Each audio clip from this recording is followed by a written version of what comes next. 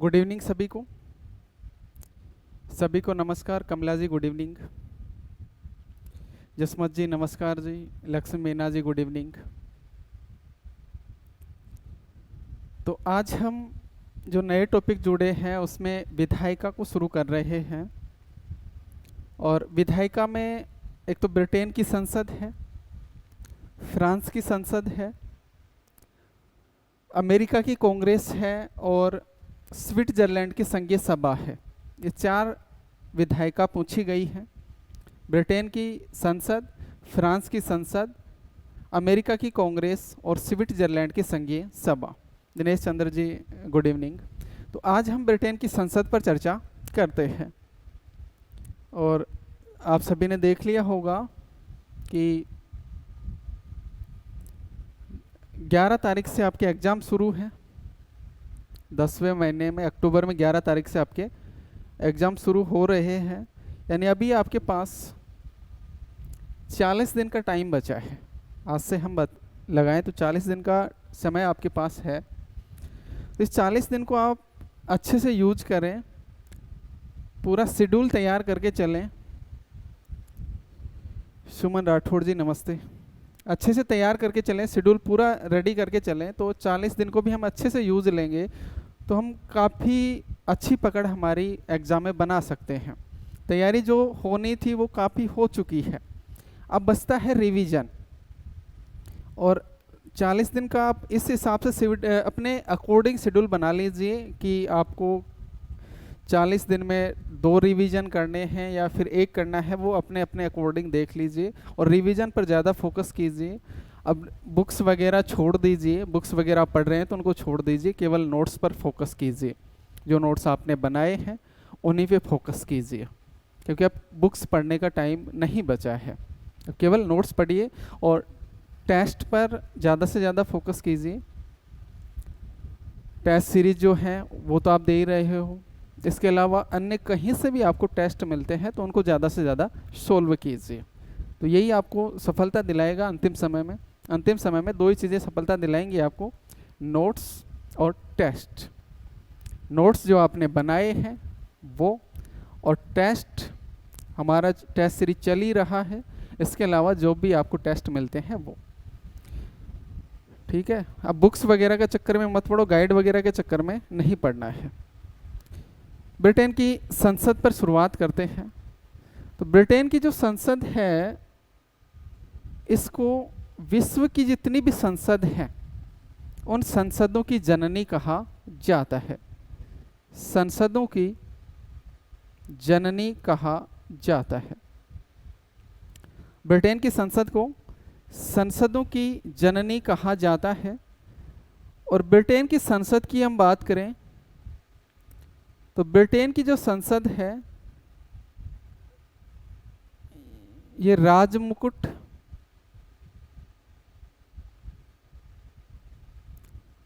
Lord सभा और लोक सदन से मिलकर बनी है। लोक सदन से मिलकर बनी है। राजमुकुट, हम सम्राट भी शब्द यहाँ यूज कर सकते हैं। लॉर्ड सभा हाउस ऑफ लॉर्ड और लोक सदन हाउस ऑफ कॉमन्स, इन 3 अंगों से मिलकर बनी है। तो ब्रिटेन की जो संसद है इसके 3 अंग हैं। और सदनों की बात करें तो जिस तरह भारत की संसद में हमने 2 सदन पढ़े थे, उच्च सदन और निम्न सदन, तो इसी तरह ब्रिटेन में भी 2 सदन हैं। ब्रिटेन की जो विधायिका है, संसद है, जिसको पार्लियामेंट कहा जाता है, इस पार्लियामेंट में भी 2 सदन हैं। एक लॉर्ड सभा है जो उच्च सदन है, लॉर्ड सभा जो उच्च सदन है, और लोक सदन जो निम्न सदन है। लोक सदन जो निम्न सदन है। इंग्लिश में लॉर्ड सभा को हाउस ऑफ लॉर्ड्स कहा जाता है और लोक सदन को हाउस ऑफ कॉमन कहा जाता है। हाउस ऑफ कॉमन कहा जाता है।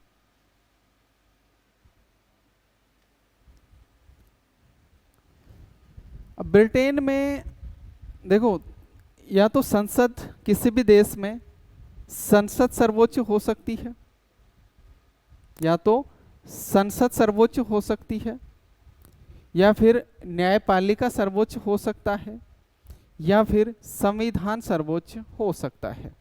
संविधान सर्वोच्च हो सकता है। तो संसद सर्वोच्च ब्रिटेन में पाई जाती है, ब्रिटेन में संसद सर्वोच्च है। वही न्यायपालिका की हम बात करें तो अमेरिका में न्यायपालिका सर्वोच्च है, और वहीं संविधान के सर्वोच्चता की बात करें तो भारत में संविधान सर्वोच्च है। भारत में संविधान सर्वोच्च है। Durga Kumari ji, good evening. तो ब्रिटेन में संसद की संप्रभुता पाई जाती है, संसद सर्वोच्च है। ब्रिटेन की खास विशेषता है, ब्रिटेन की संसद की एक विशेषता है कि संसद की संप्रभुता पाई जाती है, या संसद की सर्वोच्चता पाई जाती है। अब इसको हम बात करें कि संसद की संप्रभुता कैसे है ब्रिटेन में, तो ब्रिटेन में संसदीय संप्रभुता का सिद्धांत प्रचलित है। इसका मतलब है कि ब्रिटेन में संसद ही संप्रभु है। ब्रिटेन में संसद ही संप्रभु है, और संसद संप्रभु होने के नाते, संसद संप्रभु होने के नाते संपूर्ण शासन तंत्र को नियंत्रित और संचालित संसद ही करती है। संपूर्ण शासन तंत्र को नियंत्रित व संचालित कौन करेगी? संसद करती है। वैधानिक और कानूनी रूप से संसद पर किसी भी प्रकार का कोई प्रतिबंध नहीं है। वैधानिक रूप से या फिर कानूनी रूप से हम बात करें तो कोई प्रतिबंध ब्रिटेन की संसद पर नहीं है। किसी भी प्रकार की मर्यादा नहीं है, किसी भी प्रकार की का प्रतिबंध ब्रिटेन की संसद पर नहीं है। यानी ब्रिटेन की जो सत्ता है वो सर्वोपरि है, सर्वोच्च है, निरंकुश है। ब्रिटेन की संसद की सत्ता की हम बात करें तो ब्रिटेन की संसद की जो सत्ता है ये सर्वोच्च है, असीमित है, अर्थात इस पर किसी भी प्रकार का बंधन नहीं है, अमर्यादित है, निरंकुश है, निरंकुश है। ब्रिटेन की संसद को यहाँ तक शक्ति प्राप्त है कि ब्रिटेन की जो संसद है वो राजा को भी अपदस्थ कर सकती है, राजा को अपदस्थ कर सकती है, राजा को उसके पद से हटा सकती है। इतनी पावरफुल है ब्रिटेन की संसद। जो राजपद है उसको समाप्त कर सकती है, राजपद को समाप्त कर सकती है ब्रिटेन की संसद। किसी भी प्रकार का कानून बना सकती है, चाहे वो कानून मूर्खतापूर्ण हो चाहे बौद्धिकपूर्ण हो, किसी भी प्रकार के कानून का निर्माण कर सकती है। किसी भी प्रकार के कानून का निर्माण ब्रिटेन की संसद कर सकती है, चाहे वो कानून है मूर्खतापूर्ण हो या फिर बौद्धिकतापूर्ण हो। और ब्रिटेन में संसदीय संप्रभुता के समर्थक विचारकों की बात करें तो 4 विचारकों के नाम हम याद रखना है हमें। संसदीय संप्रभुता के समर्थक विचारक, संसदीय प्रभुता के समर्थक विचारक।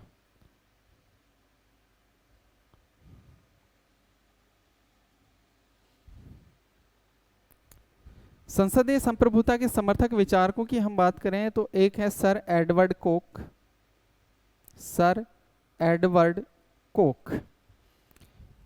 दूसरे विचार की हम बात करें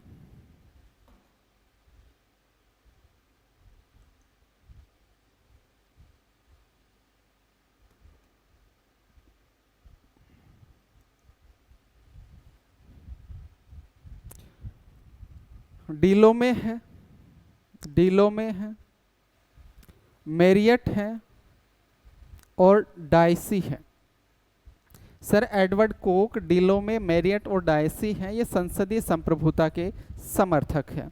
इनके कथन भी हैं संसदीय संप्रभुता के बारे में। सबसे पहले हम एडवर्ड कोक के कथन को देखें। सर एडवर्ड कोक के कथन को देखते हैं, और सर एडवर्ड कोक ने लिखा है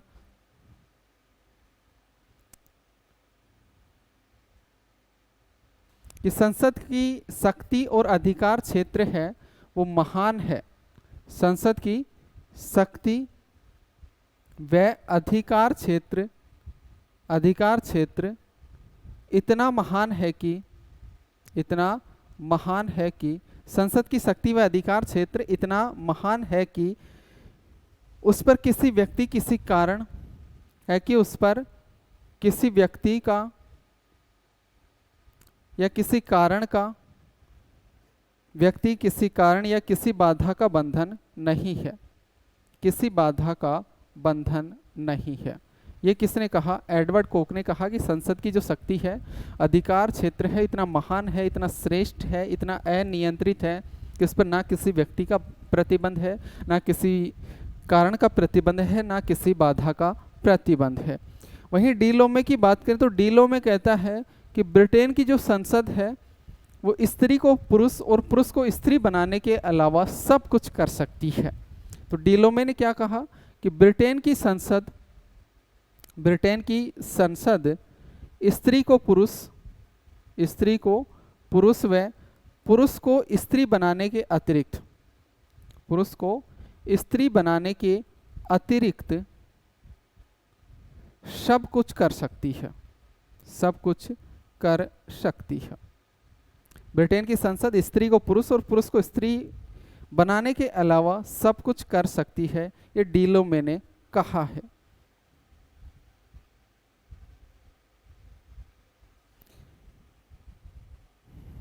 इसी तरह मेरियट ने भी कहा है, मेरियट ने भी ऐसा ही कुछ कहा है। और मेरियट कहता है कि ब्रिटेन की जो संसद है ये सबसे प्राचीन संसद है, दुनिया में सबसे प्राचीन संसद है, इसका अधिकार क्षेत्र सबसे व्यापक है, सबसे विस्तृत है, और ये धार्मिक क्षेत्र में, विधि निर्माण के क्षेत्र में, लौकिक क्षेत्र में सभी मामलों में पूर्ण प्रभुत्व संपन्न है। ये मेरियट के द्वारा कहा गया।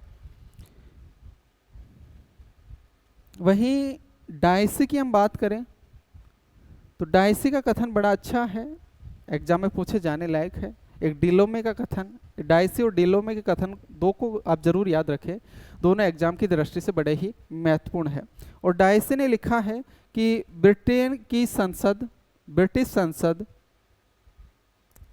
संसद इतनी शक्तिशाली है कि, ब्रिटिश संसद इतनी शक्तिशाली है कि यह शिशु को प्रौढ़ करार दे सकती है, शिशु को प्रौढ़ करार दे सकती है, मृत्यु प्राप्त व्यक्ति पर राजद्रोह चला सकती है, मृत्यु प्राप्त व्यक्ति पर राजद्रोह चला सकती है, अवैध संतान को वैध घोषित कर सकती है, अवैध संतान को वैध घोषित कर सकती है, वैध घोषित कर सकती है, अवैध संतान को वैध घोषित कर सकती है।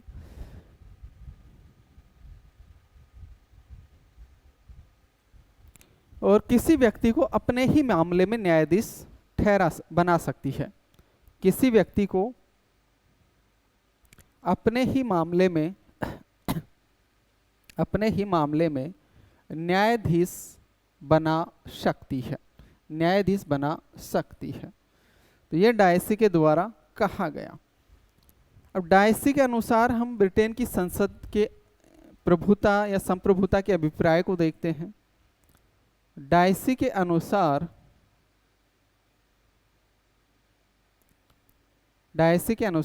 ब्रिटेन की संप्रभुता का अभिप्राय, संप्रभुता का अभिप्राय, डायसी के अनुसार ब्रिटेन की संप्रभुता का अभिप्राय। तो डायसी की हम बात करें तो डायसी के अनुसार ब्रिटेन की संप्रभुता का अभिप्राय है कि ब्रिटेन की संसद है वो किसी भी प्रकार का कानून बना सकती है, ब्रिटेन की संसद किसी भी प्रकार का कोई भी कानून बना सकती है। ब्रिटेन की संसद है किसी भी कानून को रद्द कर सकती है, किसी भी कानून को रद्द कर सकती है, ब्रिटेन की संसद किसी भी कानून को रद्द कर सकती है। देखो थोड़ा सा टाइम कम है तो थोड़ा सा हम फास्ट लेकर चलेंगे। तो आप लिख रहे हो तो लिखना बंद कर दीजिए, क्योंकि लिखोगे तो फिर आप बराबर नहीं चल पाओगे, और बराबर नहीं चल पाओगे फिर आप शिकायत करोगे कि समझ में नहीं आया, थोड़ा स्लो चलें, ऐसी शिकायतें आपकी आएंगी। तो आप लिखना बंद कर दीजिए। पीडीएफ इसकी डाउनलोडेबल हैं, ऐप से डाउनलोड कर लेना और उसको प्रिंट करवा लेना, न्यू जो टॉपिक हैं उनको प्रिंट करवा लेना बाद में। तो आप सुनते रहिए, लिखना बंद कर दीजिए, ताकि मैं भी आधी अधूरी बातें लिखूंगा और समझाने का प्रयास करूंगा, ताकि थोड़ा सा जल्दी हमारा कवर हो जाए। ठीक है ना। तो बाद में सुनते रहिए, बाद में प्रिंट करवा लेना। सारी पीडीएफ मैं डाउनलोड के लिए डाल दूंगा। ऐप पर सभी के लिए होंगी, रिकॉर्डेड कोर्स का स्टूडेंट है या लाइव का है या टेस्ट सीरीज किसी से भी रिलेटेड है, सभी के लिए डाउनलोड हो जाएंगे। ठीक है। तो किसी भी प्रकार का कानून रद्द कर सकता है। साथ ही ब्रिटेन में ऐसी कोई सीमा चिन्ह नहीं है जिसके आधार पर किसी कानून को मौलिक या अमौलिक ठहराया जा सके। ऐसी कोई सीमा चिन्ह नहीं है कि जिसके आधार पर कोई कानून अमौलिक है या मौलिक है ऐसा ठहराया जा सके। ऐसी कोई ब्रिटेन में संसद नहीं है, सीमा नहीं है। अर्थात ब्रिटेन की संसद जो चाहेगी वो कानून मौलिक होगा, जिसको नहीं चाहेगी वो कानून अमौलिक होगा। चौथा अभिप्राय है डायसी के अनुसार कि ब्रिटेन में ऐसे किसी भी कानून को मान्यता नहीं दी जाती है। ब्रिटेन में ऐसे किसी भी कानून को मान्यता नहीं दी जाती है जो संसद के अधिकारों को सीमित करता हो, संसद के अधिकारों को नियंत्रित करता हो, संसद के अधिकारों को सीमित करता हो या फिर संसद के अधिकारों को नियंत्रित करता हो। ऐसा कोई भी कानून ब्रिटेन में लागू नहीं किया जाता है। और ब्रिटेन की जो संप्रभुता है ये राजा के ऊपर भी है।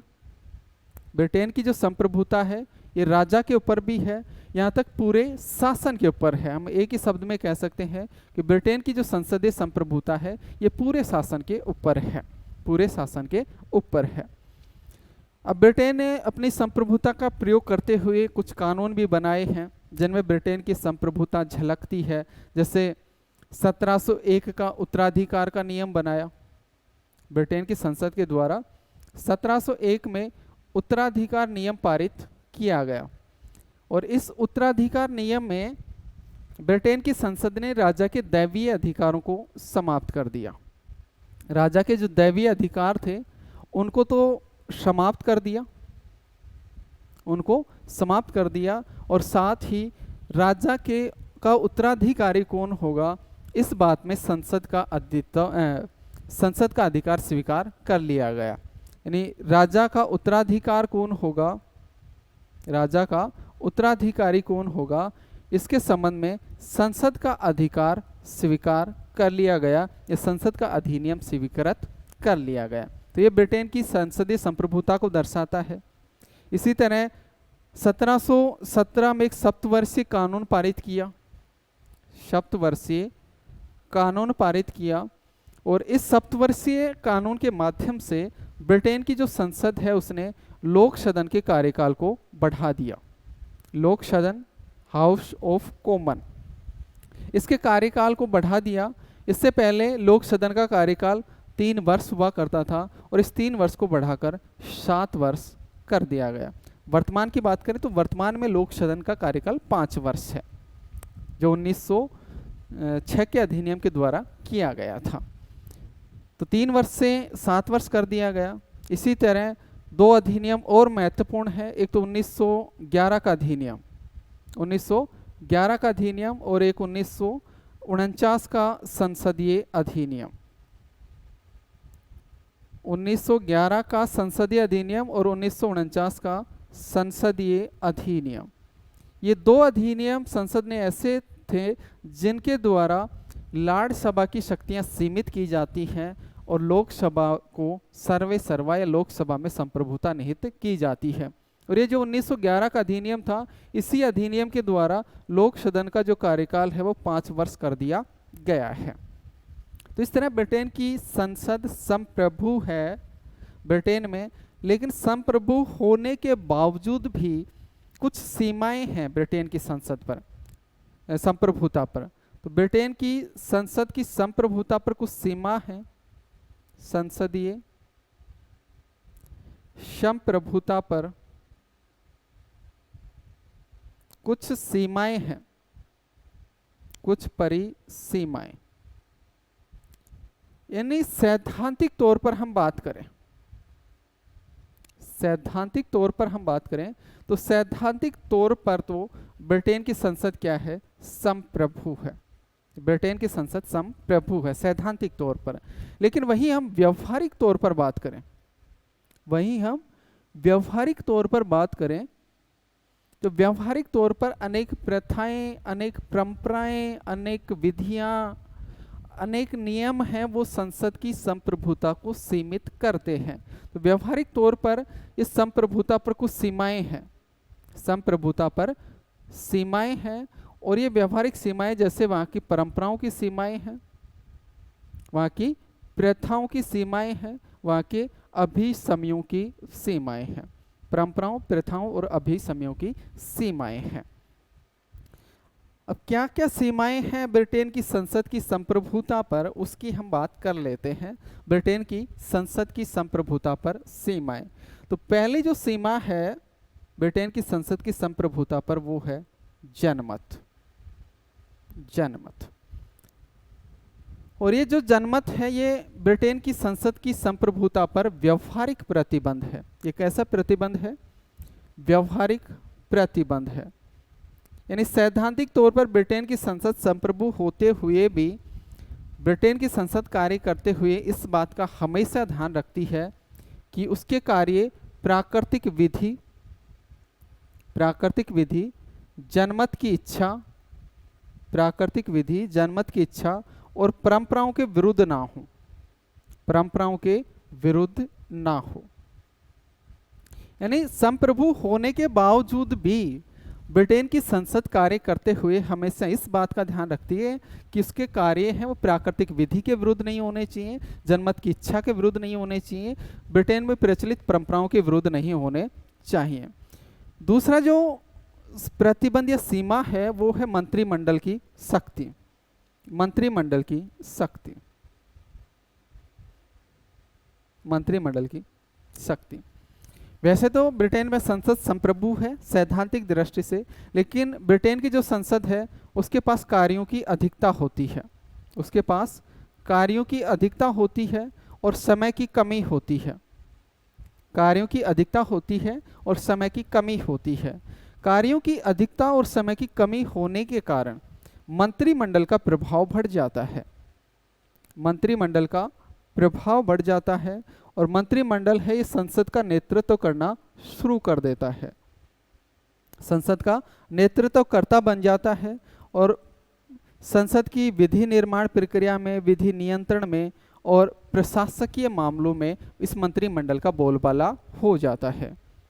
विधि निर्माण प्रक्रिया में, विधि निर्माण प्रक्रिया में और साथ ही वित्त नियंत्रण में, वित्त नियंत्रण में और प्रशासनिक नियंत्रण में, प्रशासनिक नियंत्रण में जहां संसद का प्रतिबंध नियंत्रण होना चाहिए था, लेकिन संसद के पास कार्यों की अधिकता की वजह से, समय की कमी की वजह से मंत्रिमंडल का यहाँ नियंत्रण स्थापित हो जाता है।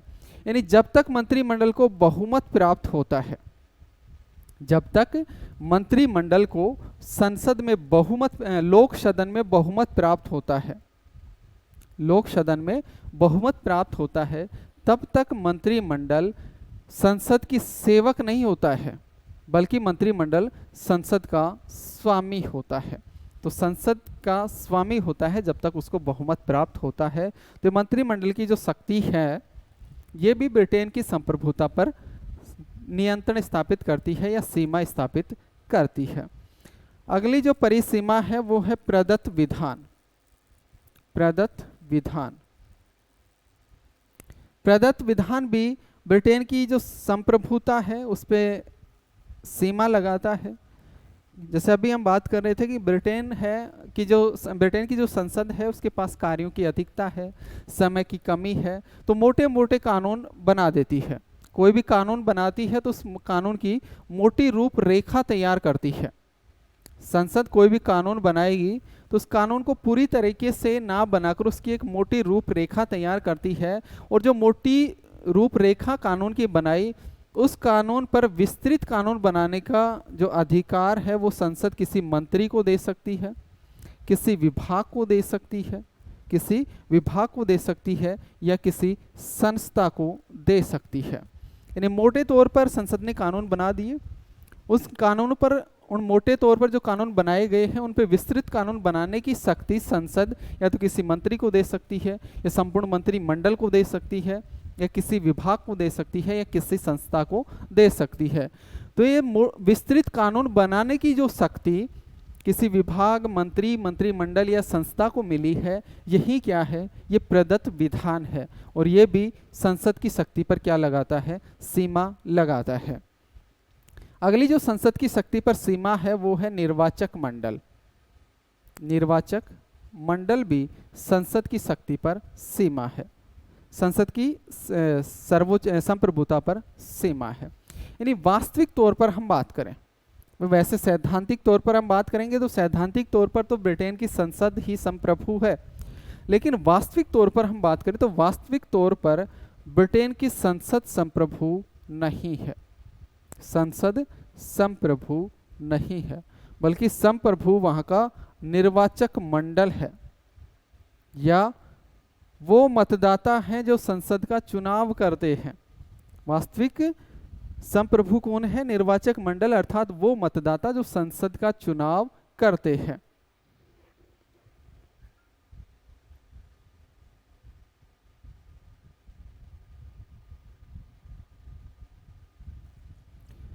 न्यू टॉपिक में कितने दिन लगेंगे?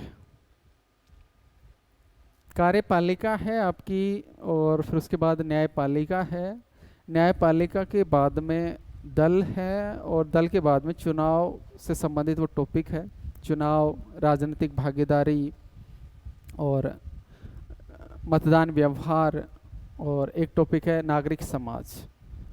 तो आप 2 वीक मान के चलो, 2 वीक में कंप्लीट हो जाएगा। 2 वीक से पहले ही करवाने की कोशिश करेंगे, अधिकतम 2 वीक आप मान के चलो, ये वाला वीक और अगला वीक। तो एक साथ करवाना है तो एक साथ करवा लेना, बाकी आप डाउनलोड करके अपने पास रख लीजिए, तब तक जीरोक्स नहीं निकलती है तब तक आप पीडीएफ से रीड कर लीजिएगा। तो ब्रिटेन की संसद संप्रभु नहीं है, बल्कि संप्रभु कौन है वास्तव में, निर्वाचक मंडल है, मतदाता है। क्योंकि ये जो मतदाता है ये संसद का चुनाव करता है, और इस मतदाता है इसमें यह भी शक्ति है कि वो संसद को हटा भी सकता है। इसलिए संसद जब भी कोई कार्य करेगी तो इन निर्वाचक मंडलों की अवहेलना नहीं कर सकती है। इन निर्वाचक मंडलों की इच्छा के अनुसार ही, या मतदाता की इच्छा के अनुसार ही संसद को कार्य करना होता है। तो निर्वाचक मंडल भी संसद की संप्रभुता पर सीमा लगाता है। इसके अलावा विधि का शासन भी संप्रभुता पर प्रतिबंध लगाता है। विधि का शासन, तो ब्रिटेन में की जो शासन व्यवस्था है, ब्रिटेन की शासन व्यवस्था में विधि का शासन प्रचलित है। विधि का शासन प्रचलित है, और इस विधि के शासन का मतलब है कि सब व्यक्ति कानून के सामने क्या है, बराबर हैं। सब व्यक्ति कानून के समक्ष बराबर हैं, चाहे वो किसी भी पद से है, किसी भी वर्ग से है, किसी भी जाति से है, किसी भी धर्म से है, पैसे वाला है यानी गरीब है या अमीर है, कैसा भी है, उस व्यक्ति पर विधि के शासन के अधीन वो व्यक्ति रहता है। वो व्यक्ति विधि के शासन के अधीन ही रहता है, यानी विधि के ऊपर कोई नहीं है, विधि के ऊपर कोई नहीं है। यानी ब्रिटेन की जो संसद है वो भी विधि के ऊपर नहीं है। ब्रिटेन की संसद भी विधि के ऊपर नहीं है, यानी जब तक वहाँ विधि का शासन है तब तक ही वहाँ संसद सुचारू रूप से कार्य कर सकती है, अन्यथा नहीं कर सकती है। अगली जो परिसीमा है ब्रिटेन की संसदीय संप्रभुता पर वो है संसद के अधिकार।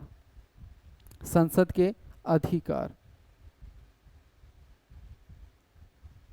संसद के अधिकार, यानी संसद जो नियम कानून अधिकार बनाती है वो अधिकार भी ब्रिटेन की संप्रभुता को सीमित कर सकते हैं। जैसे ब्रिटेन ने की जो संसद है उसने 1911 में संसदीय अधिनियम बनाया, पार्लियामेंट एक्ट बनाया, संसदीय अधिनियम बनाया। इस अधिनियम के द्वारा ये तय कर दिया गया कि लोक सदन का जो कार्यकाल है वो कितना होगा, अब 5 वर्ष होगा। तो पहले जिस लोक सदन का कार्यकाल 7 वर्ष था, उसका 5 वर्ष खुद ने तय कर दिया, खुद ने खुद की संप्रभुता को प्रभावित किया। इसी के साथ फिर ये भी तय किया इस अधिनियम में कि अब जो संसद है लोक सदन का कार्यकाल तब तक नहीं बढ़ा सकती जब तक कि राष्ट्र की मौन सहमति प्राप्त ना हो, राष्ट्र की मौन सहमति प्राप्त ना हो। तो ये भी अंकुश लगाता है न हो, यानी संसद अब इसमें कार्यकाल में कोई परिवर्तन करेगी, वृद्धि करेगी तो तब करेगी जब वो राष्ट्र की मौन सहमति प्राप्त कर ले। तो इस तरह संसद के अधिकार जो संसद के द्वारा बनाए जाते हैं ये भी संसद की संप्रभुता को सीमित या मर्यादित या सीमाएं लगा देते हैं। अंतर्राष्ट्रीय कानून भी परिसीमा है। अंतर्राष्ट्रीय कानून,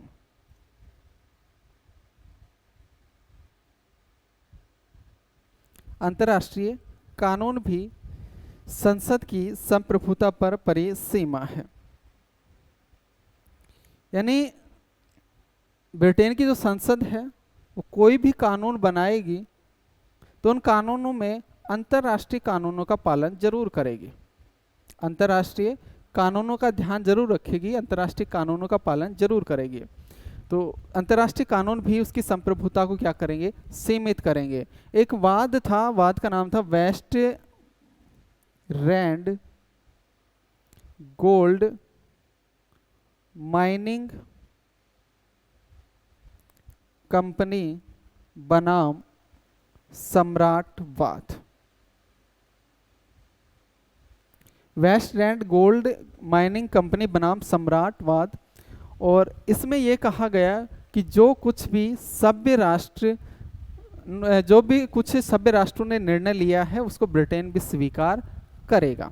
जो कुछ भी सभ्य राष्ट्रों ने निर्णय लिया है उसको ब्रिटेन भी स्वीकार करेगा।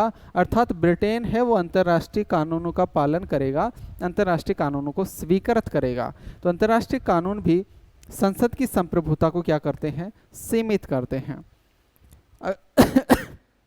अगली जो परिसीमा है वो है संसद का संगठन। संसद का संगठन, यानी अभी हम बात कर रहे थे कि संसद का जो संगठन हुआ है वो 3 अंगों से हुआ है, 3 अंगों से हुआ है, जिसमें राजा है, लोक सदन है और लाड़ सभा है। राजा है, लोक सदन है और लाड़ सभा है। तो ये तीनों आपस में एक दूसरे को इस तरह नियंत्रित करते हैं कि ब्रिटेन की संसदीय संप्रभुता पर परिसीमा लगाते हैं। वैसे हम बात करें तो ब्रिटेन की वर्तमान स्थिति की हम बात करें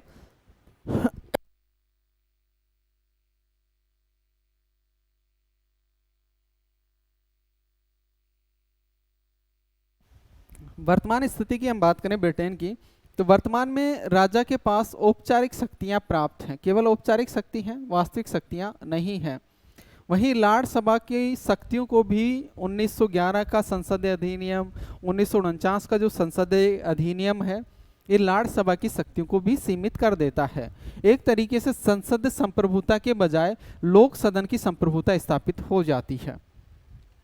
वर्तमान में संसदीय संप्रभुता के बजाय लोक सदन की संप्रभुता है, लेकिन इसके बावजूद भी जो विशेष वहाँ संविधान विधि निर्माण की जो विशेष प्रक्रिया है उसमें संसद की जो संप्रभुता है उसको सीमित किया जाता है। अगली जो परिसीमा है ब्रिटेन की संसदीय संप्रभुता पर वो है अंतर्राष्ट्रीय संगठन। अंतर्राष्ट्रीय संगठन, अंतर्राष्ट्रीय संगठन।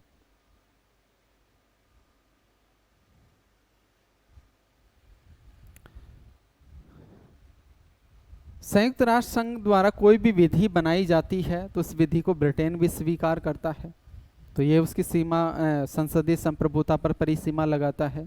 तो यूएनओ की कोई भी विधि है उसको ब्रिटेन स्वीकार करेगा। साथ ही ब्रिटेन है वो मंडलीय देशों के अनुरूप आचरण करता है, देशों के अनुरूप आचरण करता है। तो 2 संगठन हैं, यूएनओ संयुक्त राष्ट्र संघ और राष्ट्रीय मंडलीय देशों का जो संगठन है ये संसदीय संप्रभुता को नियमित करते हैं, नियंत्रित करते हैं। इसके अलावा ब्रिटेन के जो अंतर्राष्ट्रीय संबंध हैं वो भी इसकी संसदीय संप्रभुता को सीमित करते हैं। अंतर्राष्ट्रीय संबंध भी संसदीय संप्रभुता को सीमित करते हैं। यानी जो भी ब्रिटेन के मित्र राष्ट्र हैं उन मित्र राष्ट्रों के विरोध में ब्रिटेन कानून नहीं बनाता है, नहीं बना सकता है, क्योंकि मित्र राष्ट्रों के विरोध में कानून बनाएगा तो मित्र राष्ट्र शत्रु बन जाएंगे। तो कानून बनाते समय हमेशा मित्र राष्ट्रों के विरुद्ध नहीं बनाएगा, इस बात का ध्यान रखेगा। साथ ही ये ध्यान रखेगा कि जो कानून बनाए हैं उनकी वजह से मित्र राष्ट्रों पर किसी भी प्रकार का प्रतिकूल प्रभाव नहीं पड़ना चाहिए। तो ये 10 बिंदु हमने देखे। इन 10 बिंदु के माध्यम से हमने समझा कि वास्तविक सैद्धांतिक रूप से ब्रिटेन की संसद संप्रभु होते हुए भी, सैद्धांतिक रूप से ब्रिटेन की संसद संप्रभु होते हुए भी व्यवहारिक दृष्टि में पूरी तरह से संप्रभु नहीं है, उस पर अनेक परिसीमाएं लगती है। क्लियर बात? आगे बात करते हैं और अब हम ब्रिटेन की संसद का जो उच्च सदन है लॉर्ड सभा, उस पर चर्चा करते हैं। लॉर्ड सभा, house of lord, house of lords, house of lords, lord सभा या हाउस ऑफ लॉर्ड्स। तो लॉर्ड सभा की हम बात करें तो संसार की सबसे प्राचीनतम विधि निर्मात्री निकाय की बात करें तो वो लॉर्ड सभा ही है। संसार की सबसे प्राचीनतम विधि निर्मात्री निकाय की हम बात करें तो वो लॉर्ड सभा है। यानी लॉर्ड सभा लोक सदन से भी प्राचीन है, लोक सदन से भी प्राचीन है। लॉर्ड सभा लोक सदन से भी प्राचीन है। लॉर्ड सभा की रचना की हम बात करें, लॉर्ड सभा की रचना, तो लॉर्ड सभा की हम बात करें तो लॉर्ड सभा एक ऐसा सदन है, एक ऐसा उच्च सदन है, द्वितीय सदन या उच्च सदन है। तो विश्व में एकमात्र ऐसा द्वितीय सदन है जिसकी सदस्य संख्या प्रथम सदन से अधिक है। सामान्यतः जितने भी संसदीय शासन प्रणाली हैं उनमें द्वितीय सदन की सदस्य संख्या प्रथम सदन की सदस्य संख्या से कम होती है, लेकिन ब्रिटेन में मामला विपरीत है। ब्रिटेन में लोक सदन से ज़्यादा सदस्य संख्या लॉर्ड सभा में है। और साथ ही विश्व का सबसे बड़ा सदन भी पूछा जाए, विश्व का सबसे बड़ा सदन, तो वो भी लॉर्ड सभा है। यानी इसमें कुल 1080 सदस्य हैं, इसमें कुल 1080 सदस्य हैं जिनको लॉर्ड्स कहा जाता है। इन सदस्यों को लॉर्ड्स कहा जाता है। और ये जो 1080 हैं इनमें से 1054 तो लौकिक लॉर्ड हैं, 54 तो लौकिक लॉर्ड हैं और 26 हैं वो धार्मिक लॉर्ड हैं, 26 धार्मिक लॉर्ड्स हैं। तो कुल सदस्य संख्या 1080 है जिसमें 1054 लौकिक लॉर्ड हैं और 26 आध्यात्मिक लॉर्ड हैं। लॉर्ड सभा की जो रचना है ये 6 प्रकार के लॉर्डों से मिलकर होती है। 6 प्रकार के लॉर्ड्सों से मिलकर लॉर्ड सभा की रचना होती है। यानी लॉर्ड सभा में 6 प्रकार के लॉर्ड होते हैं। अब 6 प्रकार के लॉर्ड कौन कौन से हैं उनकी हम बात करें तो पहला प्रकार है राजवंश के सदस्य, राजवंश के सदस्य। और राजवंश के सदस्यों की बात करें तो प्रथम श्रेणी के लॉर्ड होते हैं, प्रथम श्रेणी के लॉर्ड्स हैं ये, प्रथम श्रेणी के लॉर्ड्स हैं और इनकी कुल संख्या 4 है। कुल संख्या की बात करें तो कुल संख्या 4 है इनकी। और ये कभी भी लॉर्ड सभा की बैठकों में भाग नहीं लेते हैं, लॉर्ड सभा की बैठकों में भाग नहीं लेते हैं ये। दूसरे जो लॉर्ड हैं वो हैं वंशानुगत या आनुवांशिकी पीयर, वंशानुगत या आनुवांशिकी पीयर, वंशानुगत या आनुवांशिकी पीयर। और वंशानुगत या आनुवांशिक पियर की बात करें तो ये द्वितीय श्रेणी के लाड़ हैं, ये द्वितीय श्रेणी के लाड़ हैं। और सबसे ज़्यादा जो जनसंख्या पाई जाती है सदस्य संख्या में वो इन्हीं की है। तो सर्वाधिक जो सदस्य हैं लाड़ सभा में वो वंशानुगत लाड़ ही हैं। और ये जो लाड़ हैं ये वंश परंपरा के आधार पर चलते हैं, अर्थात पिता की मृत्यु के बाद उसका पुत्र, ज्येष्ठ जो पुत्र होता है वो लाड़ बन जाता है। ज्येष्ठ जो पुत्र है वो लाड़ बनता है। उसके लिए शर्त ये एक है कि उसकी आयु है वो 21 वर्ष कम से कम होनी चाहिए, कम से कम 21 वर्ष की आयु होनी चाहिए। तो अपने पिता की मृत्यु के बाद में वो अब लाड़ बन जाता है और वो जीवन भर लाड़ रहता है, जब तक मरता है तब तक वो लाड़ रहेगा और उसके बाद में उसका पुत्र लाड़ बन जाएगा। इसके अलावा लाड़ बनाए भी जाते हैं, वंशानुगत लाड़ बनाए भी जाते हैं। और ये जो लाड़ बनाए जाते हैं ये सामान्यतः सेना, कला, संस्कृति और शिक्षा में जो विशेष अनुभव रखते हैं, सेना, कला, संस्कृति और शिक्षा में जो विशेष अनुभव रखते हैं, विशेष ज्ञान रखते हैं, विशेष अनुभव रखते हैं, विशेष ज्ञान रखते हैं, उन व्यक्तियों को लाड़ बनाया भी जाता है। और एक बार जो लाड़ बन गया वो जीवन पर्यंत लाड़ बना रहता है। एक बार जो लाड़ बन गया वो जीवन पर्यंत लाड़ बना रहता है। स्त्रियां भी लाड़ बन सकती हैं, स्त्रियां भी लाड़ बनाई जा सकती हैं।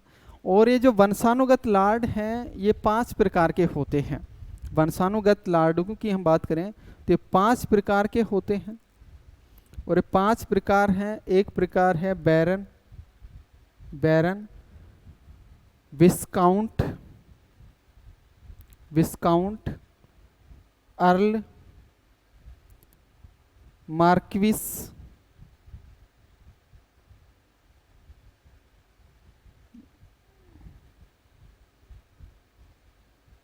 मार्क्विस और ड्यूक, ड्यूक।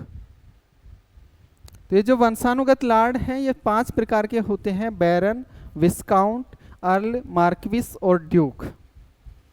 और ये जो वंशानुगत पियर होते हैं इनकी जो नियुक्ति की जाती है वो राजा के द्वारा की जाती है, इनकी जो नियुक्ति की जाती है राजा के द्वारा की जाती है। तो वंशानुगत पियरों की नियुक्ति की हम बात करें, यानी जो नए लाड़ बनाए जाएंगे, जो नए लाड़ नियुक्त किए जाएंगे तो उनकी नियुक्ति राजा के द्वारा होगी। पहले तो क्या था, पहले तो राजा इस मामले में राजा का विवेक चलता था, राजा जिसको चाहता था उसको लाड़ बना सकता था। लेकिन वर्तमान स्थिति ये है कि ये राजा जो नियुक्ति करेगा ये प्रधानमंत्री की सलाह पर करेगा, यानी प्रधानमंत्री जिसको लाड़ बनाने के लिए कहेगा उसी व्यक्ति को लाड़ राजा बना सकता है। यानी राजा की ये जो शक्ति है केवल औपचारिक मात्र है, वास्तव में लाड़ बनाने की जो शक्ति है वो प्रधानमंत्री के पास है, प्रधानमंत्री के पास है। तो पहले जो लाड़ हो गए वो हो गए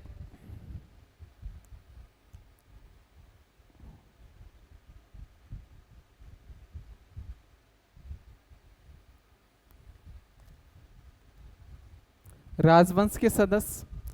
दूसरे जो लाड़ हुए, जिन लाड़ों पर हमने चर्चा की वो हैं वंशानुगत या आनुवांशिक पियर जो 5 प्रकार के हैं।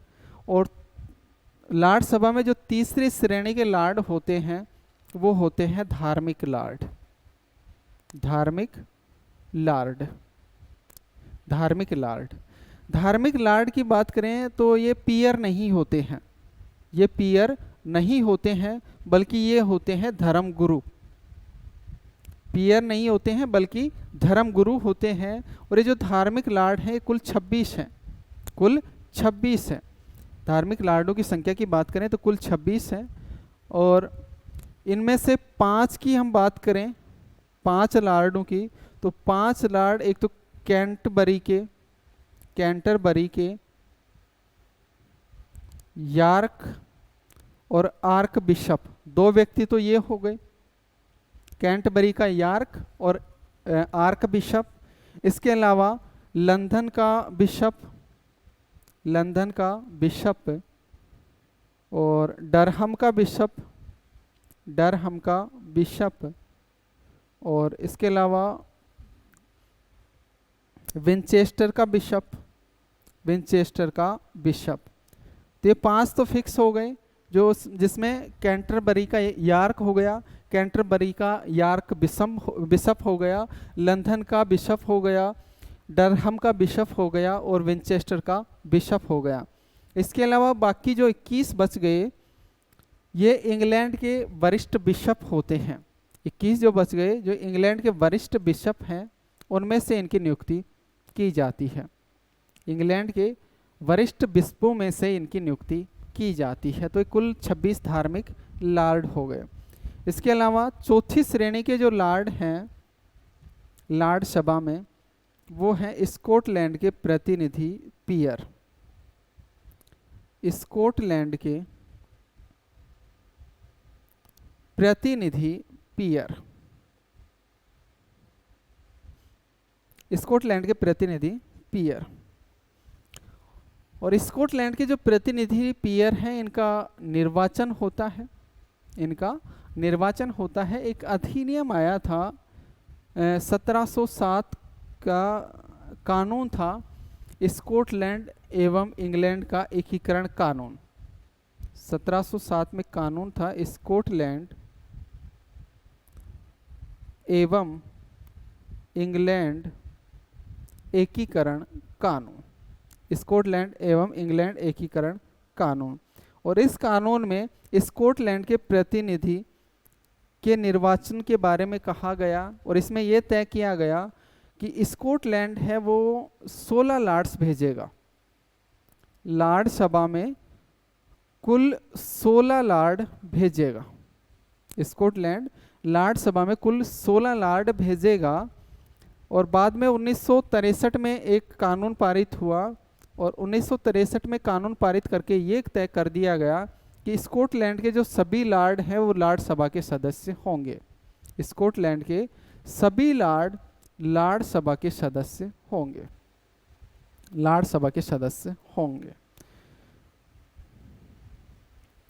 तो पहले तो क्या कहा गया था कि लॉर्ड सभा में कुल 16 लॉर्ड होंगे और ये जो 16 लॉर्ड होंगे इन लॉर्डों का निर्वाचन होगा और इन लॉर्डों का जो निर्वाचन करेगा वो स्कॉटलैंड के सभी लॉर्ड करेंगे, या स्कॉटलैंड के सभी पीयर लॉर्ड करेंगे। और बाद में क्या तय हुआ 1963 में जाके कि सभी स्कॉटलैंड के जो लॉर्ड हैं वो लॉर्ड सभा के सदस्य होंगे। अब इसके बाद में 5वीं जो श्रेणी है लॉर्डों की वो है आजीवन पीयर्स।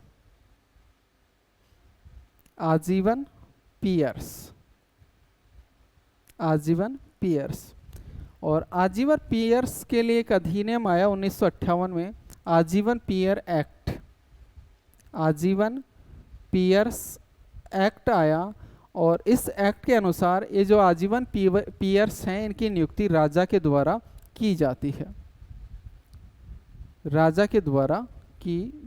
है।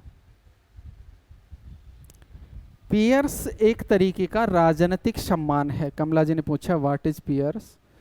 पीयर्स है एक तरीके का राजनीतिक सम्मान है। राजनीतिक सम्मान कह सकते हैं हम या उपाधि कह सकते हैं।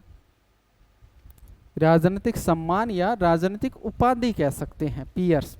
जैसे इसको हम ऐसे समझ सकते हैं, हमारे यहाँ जो उपाधियाँ चलती हैं मंडल नेता, युवा नेता, भाजपा से युवा नेता, कांग्रेस का युवा नेता, तो इस तरह जो एक उपाधि हो गई, ये तो खुद लगा लेते हैं भारत में तो, लेकिन वहाँ राजा के द्वारा उपाधि दी जाती है, सम्मान दिया जाता है पीयर्स की, एक उपाधि हो गई एक तरीके से।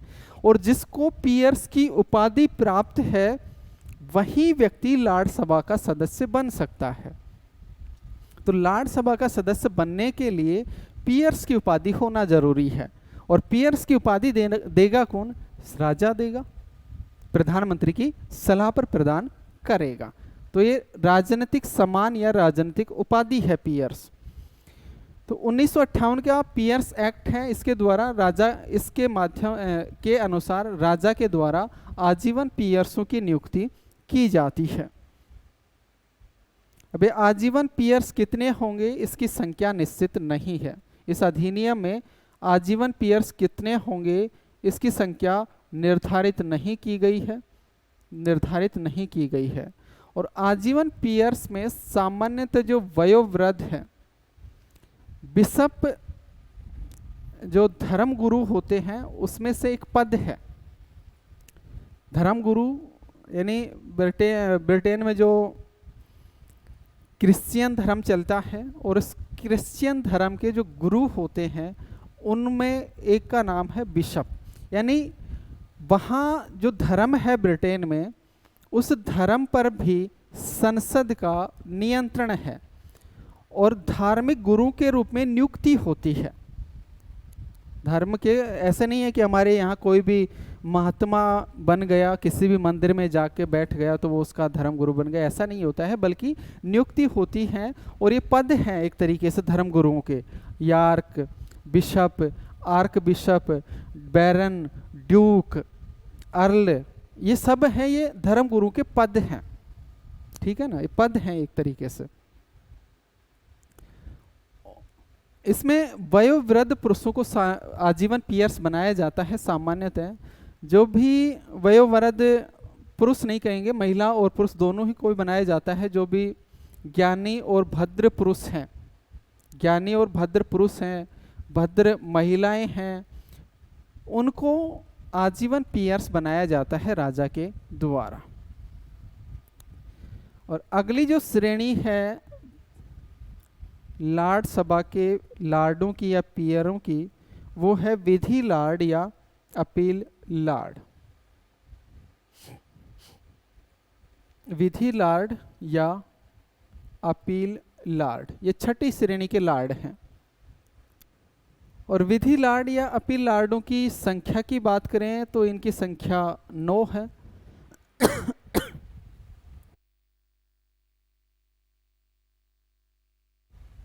इनकी संख्या 9 है। विधि लार्ड भी आजीवन चुने जाते हैं और इन्हीं लार्डों की वजह से हमने पढ़ा था, जब हम कार्यपालिका विधायिका पर बात कर रहे थे पहले, है ना, नॉर्मल जब विधायिका पर बात करें तभी हमने पढ़ा था कि जो लार्ड सभा है, ये लार्ड सभा ब्रिटेन में अपील का सर्वोच्च न्यायालय है। अपील का सर्वोच्च न्यायालय है। और ये जो लार्ड सभा अपील का सर्वोच्च न्यायालय बनती है वो इन्हीं लार्डों की वजह से बनती है। यानी ये जो 9 लार्ड हैं, इन्हीं के पास अपील की जा सकती है अंतिम रूप से। लेकिन ध्यान रखें 2005 में संवैधानिक सुधार अधिनियम ब्रिटेन में आ चुका है और इस अधिनियम के तहत ब्रिटेन में सर्वोच्च न्यायालय की स्थापना की जा चुकी है।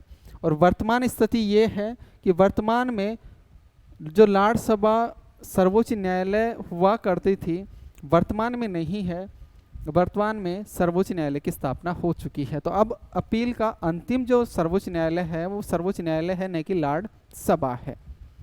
लेकिन पहले जो लार्ड सभा थी वो अपील का सर्वोच्च न्यायालय हुआ करती थी, वो इन्हीं विधि लार्ड या अपील लार्डों की वजह से हुआ करती थी, जो कुल 9 थे। अब वर्तमान में जो लार्ड हैं, विधि लार्ड या अपील लार्ड, इनकी स्थिति एक विधि मंत्री के बराबर हो गई है, विधि मंत्री के समान जैसी हो गई है। यानी अब इनका ज़्यादा महत्व नहीं है 2005 का कानून आने के बाद में। ये जो लार्ड हैं ये सामान्यतः जो नियुक्त किए जाते हैं, ये विधि विशेषज्ञों, विधि जो विशेषज्ञ हैं उनको नियुक्त किया जाता है, या फिर जो सेवानिवृत्त न्यायाधीश हैं उनको नियुक्त किया जाता है। विधि विशेषज्ञों और सेवानिवृत्त न्यायाधीशों को नियुक्त किया जाता है विधि लार्ड के रूप में।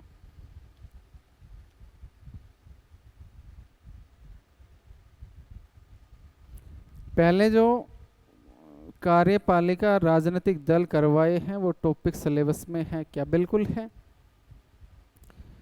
वो टॉपिक भी है, लेकिन उन टॉपिकों में ध्यान ये रखना है देखो हमने पहले अलग तरीके से करवाया था, तो उसमें जैसे एक तो आपने कार्यपालिका का पूछा, तो कार्यपालिका ब्रिटेन का सम्राट है, ब्रिटेन का प्रधानमंत्री है, यूके का राष्ट्रपति है और फ्रांस का राष्ट्रपति है। तो चार हैं कार्यपालिका में। अब इनके अलावा कुछ और किसी देश के बारे में बातें लिखी गई है तो उनको आप हटा सकते हो, क्योंकि अब क्वेश्चन इन चार देशों से पूछा जाएगा।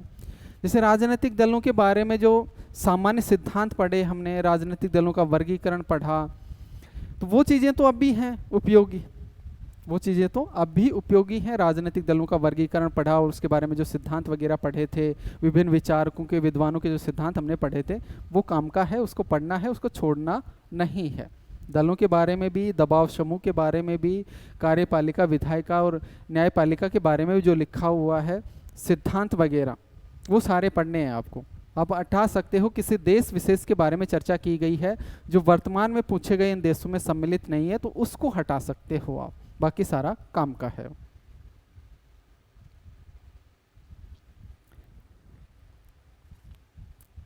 इससे पहले की बात करें तो आयरलैंड के भी आयरलैंड के प्रतिनिधि भी लॉर्ड सभा में शामिल हुआ करते थे। आयरलैंड के प्रतिनिधि भी लॉर्ड सभा में शामिल हुआ करते थे। तो 7 प्रकार के लॉर्ड हुआ करते थे। लेकिन क्या गया कि 1932 में आयरलैंड के स्वतंत्र होने के बाद से कोई नया लॉर्ड नहीं बनाया गया, कोई भी नया आयरिश लॉर्ड नहीं बनाया गया। तो जो भी थे लॉर्ड सभा में, वो लॉर्ड धीरे धीरे खत्म होते गए। भाई मृत्यु आजीवन बनते हैं तो मृत्यु होती गई, मृत्यु होते गए तो वो खत्म होते गए, नए लॉर्ड बने नहीं। 1958 में जाकर केवल एक लॉर्ड बचा था। 1958 में आयरस का या आयरलैंड की ओर से केवल एक लॉर्ड था, उसकी भी 1961 में मृत्यु हो गई और 1961 के बाद में आयरलैंड का कोई भी प्रतिनिधि लॉर्ड सभा में नहीं है। तो इस तरह हमने देखा कि लॉर्ड सभा की जो रचना हुई है, इस रचना में कुछ सदस्य तो वंशानुगत आधार पर बने हैं या पैतृक आधार पर बने हैं, कुछ सदस्यों की नियुक्ति की गई है और कुछ सदस्यों का निर्वाचन भी हुआ है। यानी तीनों ही सिद्धांत लॉर्ड सभा की रचना में कार्य करते हैं। अधिकतर जो लॉर्ड हैं वो वंशानुगत या पैतृक होते हैं। अधिकतर जो लॉर्ड हैं वो वंशानुगत या पैतृक होते हैं। कनाडा को हटा दीजिए आप, कनाडा नहीं है, कनाडा को हटा सकते हैं। कनाडा के बारे में कुछ लिखा हुआ तो उसको हटा सकते हैं आप। देखो इन चार जो देश हैं देख लेना एक बार सिलेबस को। कार्यपालिका में अलग देश हैं, विधायिका में अलग है, न्यायपालिका में अलग है। 2-3 तो सेम है, एक आधे का फर्क है। वैसे 4 हैं, यूके, यूएसए, फ्रांस और स्विट्जरलैंड। तो 4 तो आप पढ़ लेना, बाकी को हटा देना। तो अधिकतर जो है वो वंशानुगत या पैतृक आधार पर बने हैं। नियुक्ति जो धार्मिक लॉर्ड हैं, जो टोटल 26 थे, और जो न्यायिक लॉर्ड हैं, न्यायिक लॉर्ड हैं जिनको अपील लॉर्ड भी कहा गया, विधि लॉर्ड भी कहा गया। ये न्यायिक लॉर्ड या विधि लॉर्ड या अपील लॉर्ड हैं जो कुल 9 थे। धार्मिक लॉर्ड जो 26 हैं, इनकी नियुक्ति होती है, इनकी नियुक्ति होती है। और वहीं स्कॉटलैंड के जो लॉर्ड हैं उनका निर्वाचन होता है। स्कॉटलैंड के लॉर्डों का क्या होता है? निर्वाचन होता है। स्कॉटलैंड के जितने भी प्रतिनिधि लॉर्ड सभा में आएंगे, उन प्रतिनिधियों का निर्वाचन स्कॉटलैंड के लॉर्ड करेंगे। तो निर्वाचन भी होता है, नियुक्ति भी होती है और वंशानुगत लॉर्ड भी होते हैं। तीनों ही सिद्धांत इसमें चलते हैं।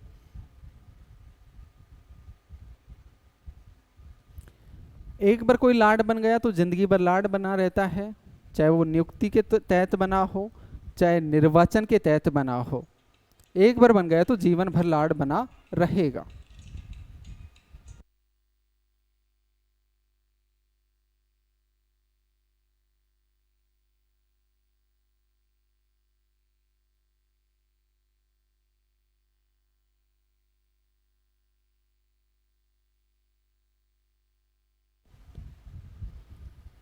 ठीक है, एक बार कोई लॉर्ड बन गया तो आजीवन रहेगा। सभी लॉर्ड आजीवन होते हैं, यानी मृत्यु तक लॉर्ड बने रहते हैं। और जब लार्ड की मृत्यु हो जाती है तो उसका जो ज्येष्ठ पुत्र है वो उसके उत्तराधिकारी के रूप में लार्ड बन जाता है। कुल कितने लार्ड होंगे इसकी संख्या निश्चित नहीं है। कुल कितने लार्ड होंगे लार्ड सभा में ये संख्या निश्चित नहीं है, यानी चाहे जितने लार्ड बनाए जा सकते हैं। ये सारा का सारा निर्भर करेगा प्रधानमंत्री के ऊपर। प्रधानमंत्री किसी भी व्यक्ति को लार्ड बनाए जाने की सिफारिश राष्ट्रपति से कर सकता है और राष्ट्रपति उसको लार्ड बनाएगा। ये जो लार्ड बनाए जाते हैं, लार्ड जो बनाए जाते हैं ये सामान्यतः नववर्ष पर बनाए जाते हैं, सामान्यतः नववर्ष पर बनाए जाते हैं, या फिर नया राजा या रानी है उसका राज्याभिषेक होगा उस समय बनाए जाते हैं। संसद के विघटन के समय भी बनाए जाते हैं, संसद के विघटन के समय भी बनाए जाते हैं, और राजा के जन्म दिवस पर भी बनाए जाते हैं, राजा या रानी के जन्म दिवस पर भी बनाए जाते हैं। तो लार्ड नववर्ष पर बनाए जाते हैं, राज्याभिषेक के समय बनाए जाते हैं, संसद के विघटन के समय बनाए जाते हैं, और राजा या रानी के जन्म दिवस के समय भी लार्ड बनाए जाते हैं। एक बार जो लार्ड बन गया तो वो कभी भी लोक सदन का चुनाव नहीं लड़ सकता है, लोक सदन का चुनाव नहीं लड़ सकता है, ये पाबंदी है उस पर। लेकिन 1963 में एक एक्ट आया, पीयरेज एक्ट, 1963 का पीयरेज एक्ट, और इस पीयरेज एक्ट में ये कहा गया कि कोई भी जो लार्ड सभा का लार्ड है वो अपने पद से या अपनी उपाधि को त्याग कर, अपनी उपाधि को त्याग कर लोक सदन का चुनाव लड़ सकता है। यानी 1963 के बाद ये है कि कोई भी लार्ड है वो अपनी उपाधि का त्याग करके लोक सदन का चुनाव लड़ सकता है। लेकिन एक बार किसी लार्ड ने अपनी उपाधि त्याग दी तो उसको पुनः उपाधि नहीं दी जाएगी। यानी एक बार उपाधि त्याग दी तो जीवन भर के लिए ही उससे उपाधि चली जाएगी, जीवन भर से ही उसकी उपाधि चली जाएगी। तो ये लार्ड सभा की रचना हो गई, उसके सदस्यों की श्रेणियां हो गई। अब लार्ड सभा के जो सदस्य हैं उनके विशेषाधिकारों पर चर्चा करें, और लार्ड सभा के सदस्यों के विशेषाधिकार, सदस्यों के विशेषाधिकार, 2-3 विशेषाधिकार हैं। एक विशेषाधिकार है कि लार्ड सभा के जो सदस्य हैं वो संसद में अपने विचारों को अभिव्यक्त कर सकते हैं। संसद में विचार अभिव्यक्ति का विशेषाधिकार है, चाहे वो विचार गलत है, सही है, कैसा भी है, लेकिन वो संसद में अपने विचार अभिव्यक्त कर सकते हैं, ये उनका विशेषाधिकार है। दूसरा विशेषाधिकार है कि संसद के अधिवेशन बुला सकते हैं। लार्ड है, संसद के अधिवेशन बुला सकते हैं, तो अधिवेशन बुलाने का अधिकार है इनको, विशेषाधिकार है। और तीसरा जो विशेषाधिकार है वो है संसद के बहुमत दल के निर्णयों के विरुद्ध संसद की पत्रिकाओं में लिखित विरोध प्रकाशित करना, लिखित विरोध प्रकाशित करना, लिखित विरोध प्रकाशित करना। तो ये विशेषाधिकार है। अधिवेशन बुलाने का विशेषाधिकार है, अभिव्यक्ति का विशेषाधिकार है, और संसद में जो बहुमत दल है उसके निर्णयों के विरुद्ध संसद की पत्रिकाओं में लिखित विरोध प्रकाशित करने का अधिकार भी लार्ड सभा के सदस्यों को है। तो ये लार्ड सभा के सदस्यों के विशेषाधिकार हो गए। अब लार्ड सभा के सदस्यों की कुछ निर्योग्यताएं हैं, उस पर भी बात कर लें कि क्या क्या निर्योग्यताएं हैं। पहली निर्योग्यता तो ये है कि लार्ड सभा के जो सदस्य हैं ये संसदीय चुनाव में भाग नहीं ले सकते हैं, संसदीय चुनाव में मतदान का अधिकार नहीं होता है।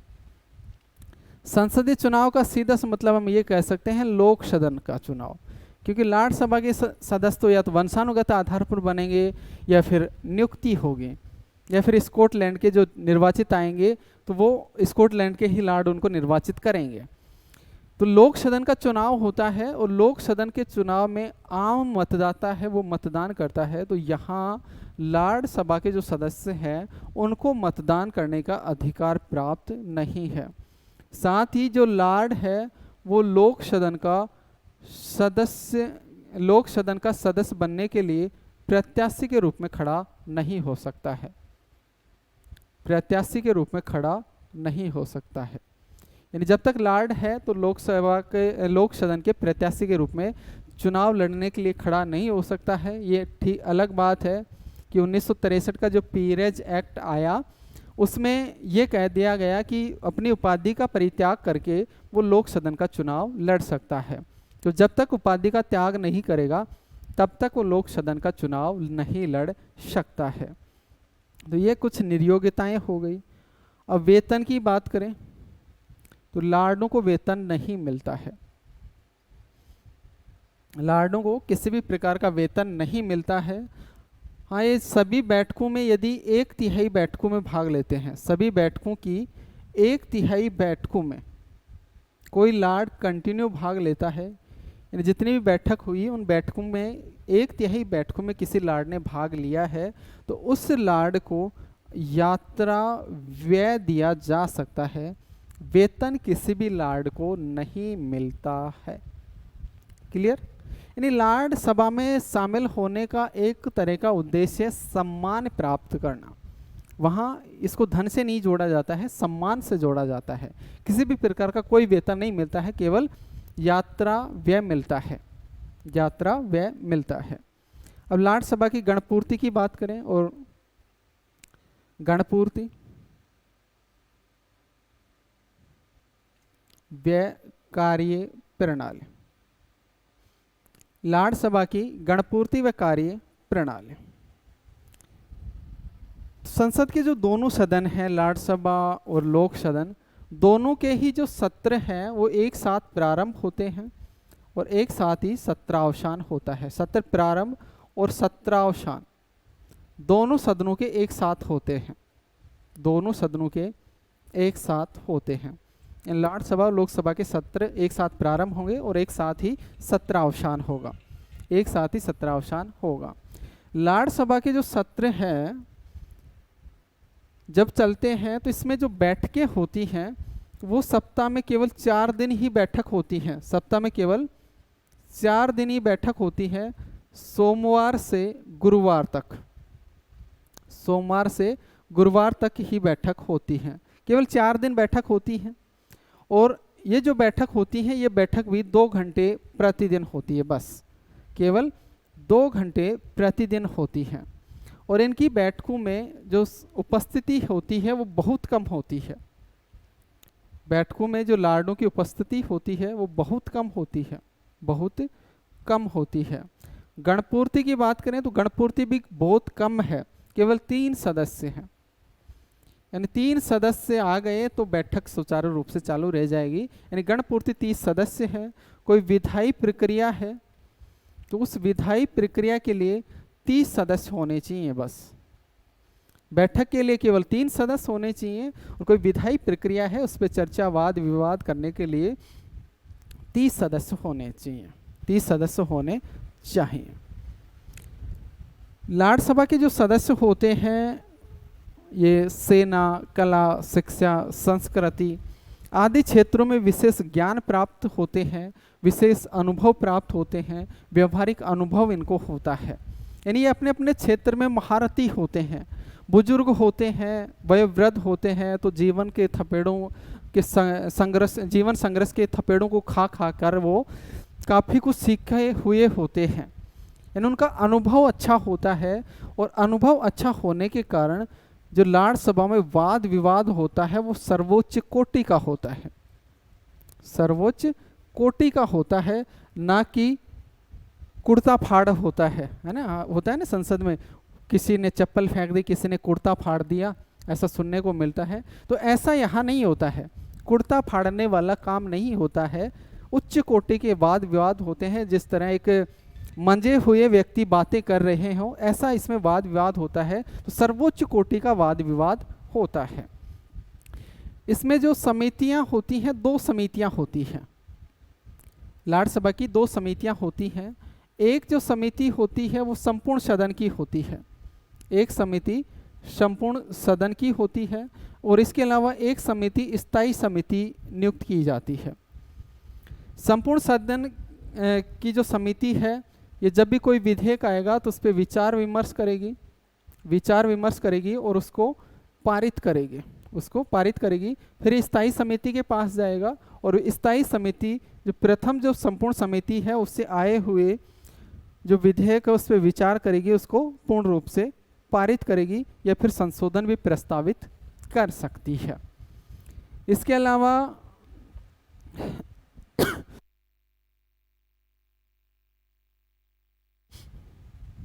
कुछ समकालीन समितियां भी होती हैं, कुछ प्रवर समितियां भी होती हैं। लोक सभा के संबंध में दो आदेश भी हैं। लोक सभा के संबंध में दो आदेश हैं। प्रथम आदेश ये है कि कोई भी सदस्य है किसी एक विषय पर दो बार भाषण नहीं दे सकता। पहला आदेश तो क्या है कि कोई भी सदस्य एक विषय पर दो बार भाषण नहीं दे सकता है, दो बार भाषण नहीं दे सकता है। कोई भी सदस्य एक विषय पर दो बार भाषण नहीं दे सकता है, प्रथम आदेश है। और द्वितीय आदेश ये है कि वाद विवाद विषय से भिन्न नहीं किया जाएगा। वाद विवाद विषय से भिन्न नहीं किया जाएगा। वाद विवाद है ये विषय से भिन्न नहीं किया जाएगा। ये दो आदेश भी हैं। अब हम बात करें लॉर्ड सभा के सभापति की, लॉर्ड चांसलर।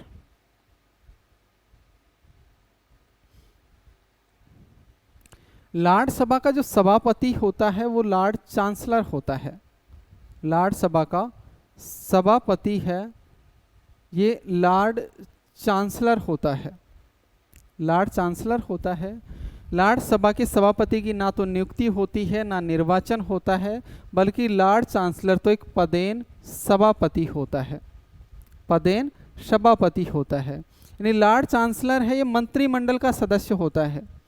मंत्रिमंडल में एक पद है और वो पद है लॉर्ड चांसलर। तो लॉर्ड चांसलर मंत्रिमंडल का एक पद है और मंत्रिमंडल के पद लॉर्ड चांसलर पर जो भी व्यक्ति आसीन होगा वह लॉर्ड सभा का पदेन सभापति होगा। तो इस तरह लॉर्ड चांसलर है ये लॉर्ड सभा का पदेन सभापति है, इसकी नियुक्ति वगैरह नहीं होती है, यानी ये मंत्री परिषद का सदस्य होता है। इसके अलावा राजा के द्वारा कुछ पीयरों की नियुक्ति भी की जाती है।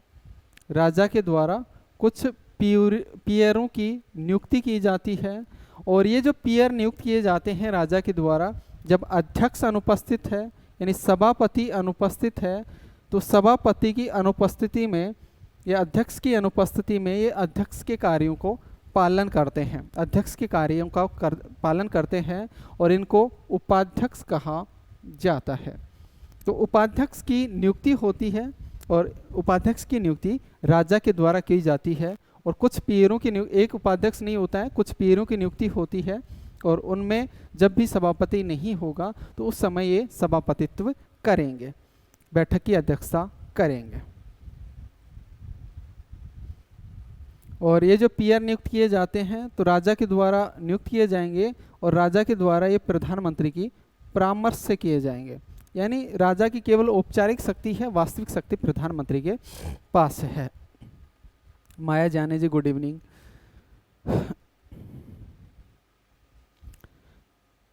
सदन में अनुशासन बनाए रखने का सामान्यतः जो उत्तरदायित्व होता है वो अध्यक्ष का होता है। सामान्यतः हम संसदीय व्यवस्था की बात करें तो सदन में अनुशासन बनाने का जो उत्तरदायित्व होता है वो अध्यक्ष का होता है, लेकिन लॉर्ड सभा के मामले में उल्टा है। लॉर्ड सभा में लॉर्ड चांसलर के अधिकार नहीं है। संसद में अनुशासन बनाए रखने का अधिकार लॉर्ड चांसलर को नहीं है, बल्कि पूरी लॉर्ड सभा को है, पूरी लॉर्ड सभा को ही है। संसद सदन में अनुशासन बनाए रखने का दायित्व किसका है? पूरी लॉर्ड सभा का है, लॉर्ड चांसलर का नहीं है। जिस तरह सामान्यतः जब भी कोई सदस्य भाषण देता है किसी भी सदन का, तो अध्यक्ष को संबोधित करते हुए देता है, अध्यक्ष महोदय, सभापति महोदय, ऐसे करके कह के वो भाषण की शुरुआत करता है। लेकिन लाट सभा के मामले में ये भी थोड़ा सा अलग है, यहाँ लाट सभा को संबोधित करके भाषण दिया जाता है, ना कि लार्ड चांसलर को।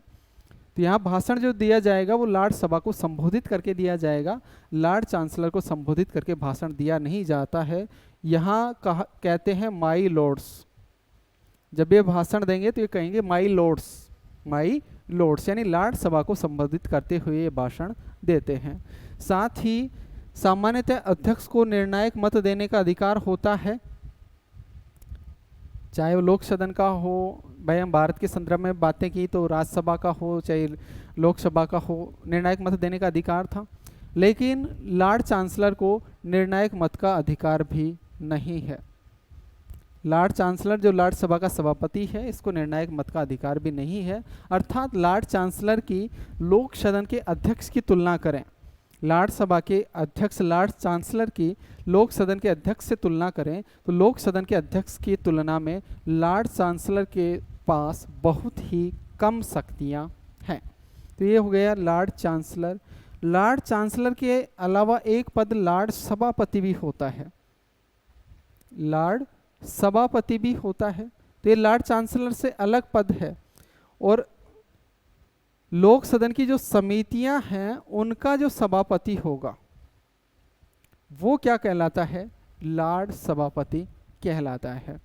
तो लॉर्ड सभा के जो समितियां हैं उन समितियों का अध्यक्ष उस लॉर्ड सभापति कहलाता है, और लॉर्ड सभा का सभापति लॉर्ड चांसलर कहलाता है। क्लियर। एक पद और है जेंटलमैन, जेंटलमैन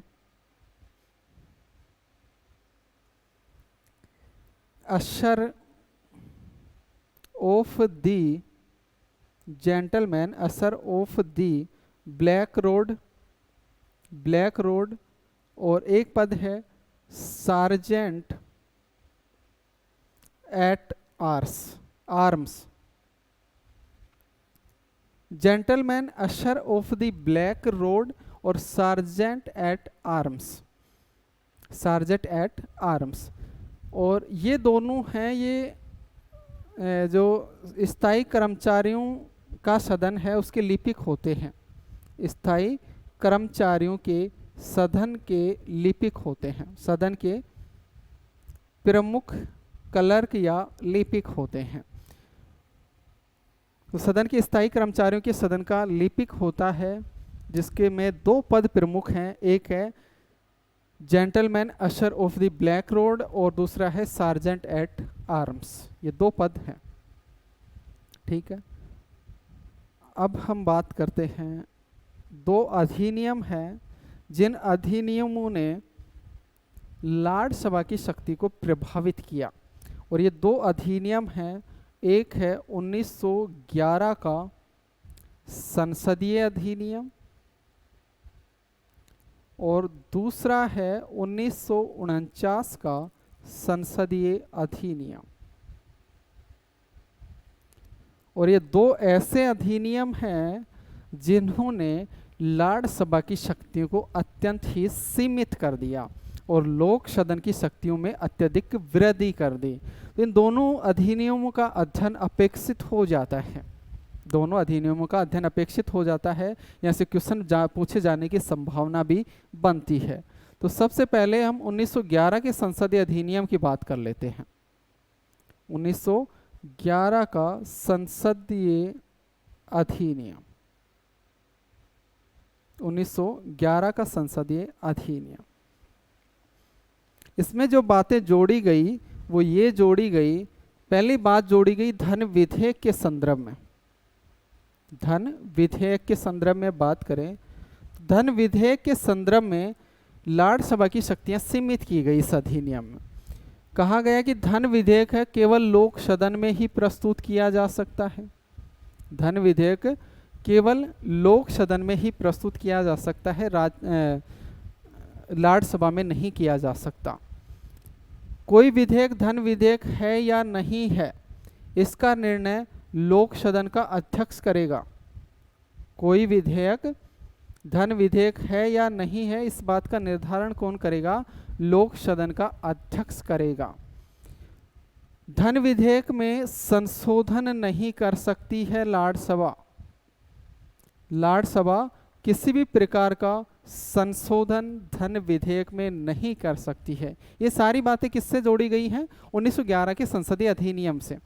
साथ इसमें जोड़ा गया कि जो धन विधेयक है उसको राज्यसभा है वो केवल 1 माह तक रोक सकती है। 1 माह तक रोक सकती है। 1 माह में वो पारित कर दे, बड़ी अच्छी बात है। ना भी पारित करे तो भी पारित माना जाएगा, और पारित माना जाएगा, राजा के पास भेज दिया जाएगा, और राजा के हस्ताक्षर होने के बाद में वो कानून बन जाएगा।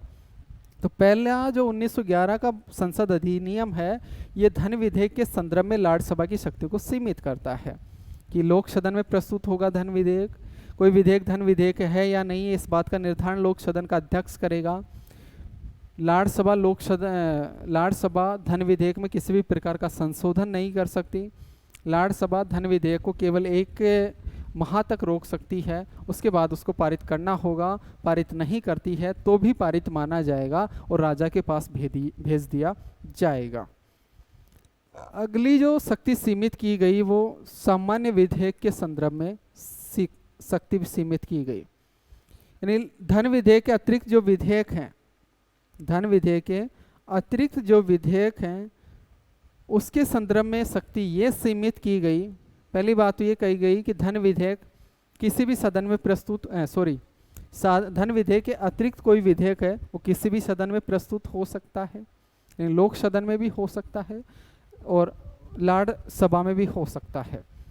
इसमें कोई फेरबदल नहीं किया गया।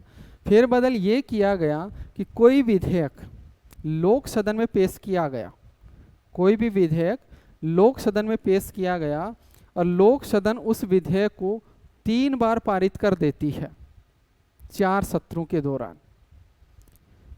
लगातार 4 सत्रों के दौरान 3 बार पारित कर देती है तो चौथी बार अपने आप पारित हो जाएगा।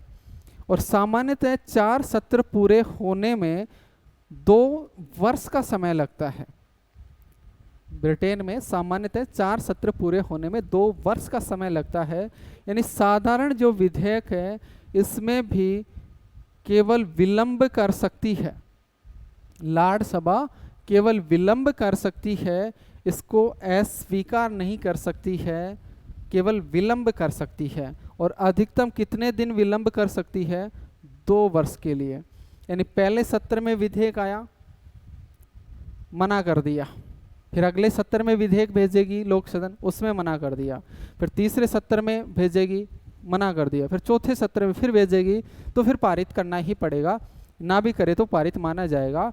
यानी 2 साल तक विलंबित कर सकती है, संशोधन का सुझाव दे सकती है। राज्यसभा है सामान्य विधेयक में संशोधन का सुझाव दे सकती है, लेकिन इस सुझाव को मानना या न मानना ये पूरी तरह से लोक सदन के ऊपर निर्भर है। राज्यसभा विधेयक में सुझाव दे सकती है, संशोधन का सुझाव दे सकती है, लेकिन इस संशोधन को मानना या न मानना किस पर पूरी तरह से निर्भर है? लोक सदन पर निर्भर है। क्योंकि लोक सदन 2 साल तक, भाई 2 साल तक बार बार 3 बार भेज देगी और फिर भी कोई कार्यवाही नहीं है तो 2 साल बाद अपने आप ही क्या हो जाएगा? पारित हो जाएगा। तो साधारण विधेयक के संबंध में क्या तय हुआ इसमें कि साधारण विधेयक को केवल 2 वर्ष तक विलंबित कर सकती है राज्यसभा, इससे ज़्यादा कुछ नहीं रहा उसके पास। इसके अलावा इसी अधिनियम में लोक सदन का कार्यकाल भी घटाया गया। लोक सदन का कार्यकाल 5 वर्ष किया गया, जो पहले 7 वर्ष था। 7 वर्ष से घटाकर लोक सदन का कार्यकाल कितना कर दिया गया? 5 वर्ष कर दिया गया। इस तरह इस अधिनियम ने लोक सदन की शक्तियों को, राज्यसभा की शक्तियों को बड़ा ही सीमित कर दिया और लोक सदन की शक्तियों में वृद्धि कर दी। अब दूसरा अधिनियम पारित हुआ संसद के द्वारा 1949 का संसदीय अधिनियम के नाम से। 1949 का संसदीय अधिनियम, 1949 का संसदीय अधिनियम। और इसने जो 2 वर्ष की विलंबित करने की जो शक्ति थी लोक सदन के पास, कि कोई भी साधारण विधेयक है, उस साधारण विधेयक को लाट सभा केवल 2 वर्ष तक निलंबित कर सकती है। लाट सभा केवल 2 वर्ष तक विलंबित कर सकती है। ये 1911 के संसदीय अधिनियम में तय था। अब इस 2 वर्ष को घटाकर 1 वर्ष कर दिया गया, यानी अब लाट सभा केवल 1 वर्ष ही साधारण विधेयक को विलंबित कर सकती है, उसके बाद में पारित माना जाएगा। यानी वर्तमान स्थिति ये है कि धन विधेयक केवल लोक सदन में प्रस्तुत होगा, धन विधेयक के निर्णय लोक सदन का अध्यक्ष करेगा, धन विधेयक को लाट सभा केवल 1 माह तक विलंबित कर सकती है, और साधारण विधेयक को लाट सभा 1 वर्ष तक विलंबित कर सकती है। अब हम लाट सभा के अधिकार और कार्यों की बात कर लेते हैं।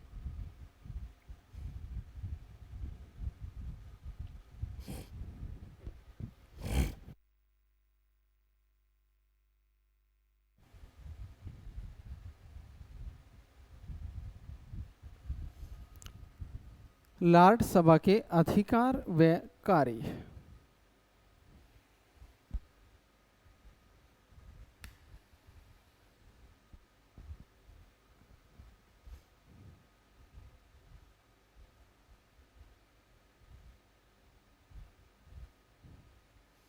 वैसे काफी कुछ कार्यों की चर्चा हो गई है, एक तरीके से ये रिवीजन ही होगा। काफी कुछ बातें अभी तक हमने लाट सभा के बारे में कर ली है, तो कार्यों की भी काफी कुछ चर्चा हो गई है। पहले हम बात करें विधायी कार्यों की। विधायी कार्यों की, तो विधायी कार्यों पर तो अभी स्पेशल रूप से चर्चा हुई है कि भाई विधायी कार्यों में धन विधेयक को 1 माह तक विलंबित कर सकता है, और साधारण विधेयक को 1 वर्ष तक विलंबित कर सकता है। धन विधेयक में लाट सभा संशोधन नहीं कर सकती, साधारण विधेयक में लाट सभा संशोधन कर सकती है, लेकिन उस संशोधन को मानना या न मानना वो लाट सभा के लोक सदन के ऊपर निर्भर करता है। वो किसके ऊपर निर्भर करता है? लोक सदन के ऊपर निर्भर करता है। तो ये हो गए विधायी कार्य। तो विधायी कार्य में ज़्यादा कुछ बचा नहीं है लाट सभा के पास। लाट सभा की शक्तियाँ 1911 का अधिनियम और 1949 का जो अधिनियम है वो पूरी तरह से सीमित कर देता है। दूसरी जो शक्ति है वो है संवैधानिक नियमों तथा आदेशों पर विचार संबंधी कार्य। संवैधानिक नियमों तथा आदेशों पर विचार संबंधी कार्य।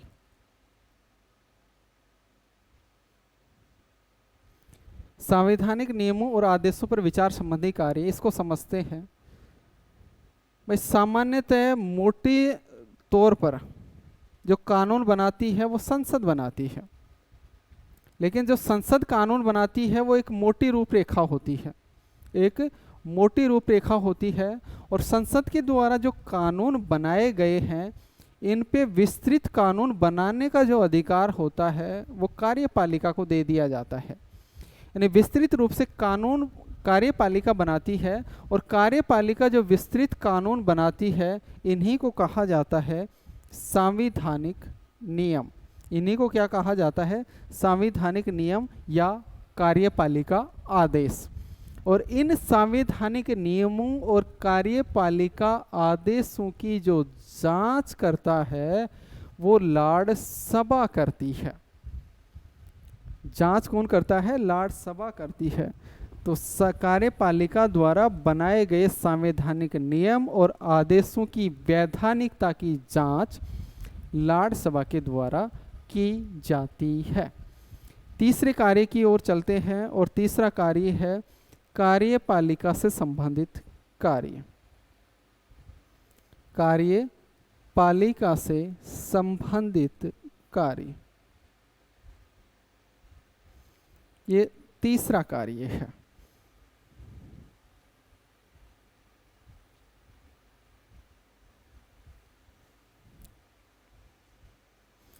कार्यपालिका से संबंधित कार्यों में हम बता सकते हैं कि लाट सभा सरकार से किसी भी पहलू पर सूचना मांग सकती है। लाड़ सभा सरकार से किसी भी पहलू पर सूचना मांग सकती है। सरकार का मतलब सीधा सा मतलब क्या हुआ? मंत्रिमंडल या कार्यपालिका भी कह सकते हैं, इससे सूचना मांग सकती है लाड़ सभा। दूसरा कार्य ये है कि सरकार की नीतियों पर, कार्यक्रमों पर वाद विवाद किया जा सकता है। लाड़ सभा के द्वारा सरकार की नीतियों व कार्यक्रमों पर वाद विवाद किया जा सकता है। इसके अलावा लाड़ सभा का जो अध्यक्ष होता है लार्ड चांसलर, वो मंत्रिपरिषद का सदस्य होता है। लाड़ सभा का अध्यक्ष लार्ड चांसलर की हम बात करें तो लार्ड चांसलर मंत्रिपरिषद का सदस्य होता है, मंत्रिपरिषद का सदस्य होता है। तो इस तरह ये कार्य हो गए मंत्री परिषद के संबंध में या कार्यपालिका के संबंध में। अगले कार्य की बात करें, लाड़ सभा का अगला कार्य है वो न्यायिक कार्य।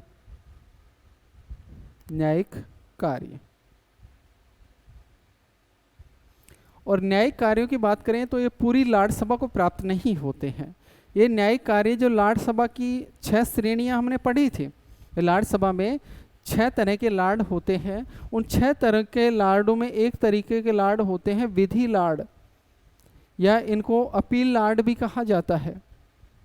तो न्यायिक कार्य की जो शक्ति होती है वो इन्हीं के पास होती है।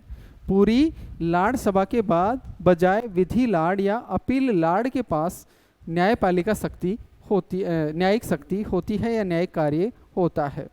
ध्यान रखें कि न्यायिक जो शक्ति है ये केवल लाड़ सभा को ही प्राप्त है। लोक सदन को किसी भी प्रकार की न्यायिक शक्ति प्राप्त नहीं है। तो न्यायिक शक्ति केवल लाड़ सभा को है। तो ये लाड़ सभा की विशेष शक्ति भी कह सकते हैं। और 2005 के अधिनियम से पहले की हम बात करें तो लाड़ सभा अपील का सर्वोच्च न्यायालय हुआ करता था। अपील का सर्वोच्च न्यायालय हुआ करता था। वर्तमान में स्थिति थोड़ी बदल गई है, वर्तमान में सर्वोच्च न्यायालय स्थापित हो चुका है। तो अपील का सर्वोच्च न्यायालय हुआ करता था। लाड़ सभा के जो न्यायिक कार्य हैं ये 2 तरह के हैं। एक प्रारंभिक कार्य भी हैं, न्यायिक कार्य में प्रारंभिक या मौलिक कार्य भी हैं।